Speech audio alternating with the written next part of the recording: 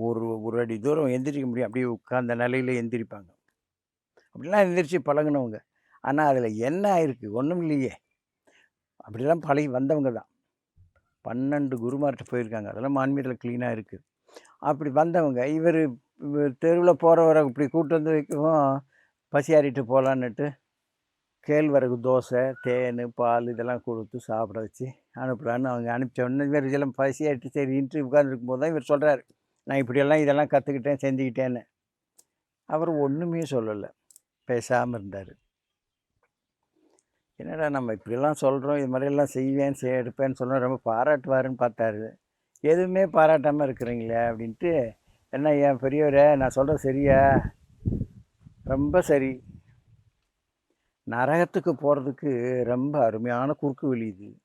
இதெல்லாம் செய்றது. வந்தவனுங்க போறவங்க எல்லாருமே, ஆஹா! இப்படியெல்லாம் அப்படியே எந்திரிக்கிறதுன்னா சும்மாவா? இவ்வளோ தூரம் இது பண்றீங்களே! அப்படின்னு பாராட்டுறதுக்கு பதிலா கேவலப்படுத்துறாங்க. இதெல்லாம் எதுக்குன்னா, நரகத்துக்கு போற குறுக்கு வழி இது. உனக்கு இன்னென்ன மாரியெல்லாம் வந்திருக்குமே!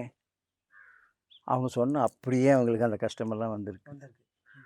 இவ்வளவு மோசம் போனா ரத்தமே வருமாம். இதுக்கு நெறிஞ்சு முள்ளு அது இதுன்னு சாப்பிட்றது, முருங்கைப்பூ சாப்பிட்றது, இப்படி பல மருந்து சாப்பிட்டு சாப்பிட்டு சரியான உடனே திரும்பி இருக்குது. இப்படியெல்லாம் நடந்துக்கிட்டு இருக்கு.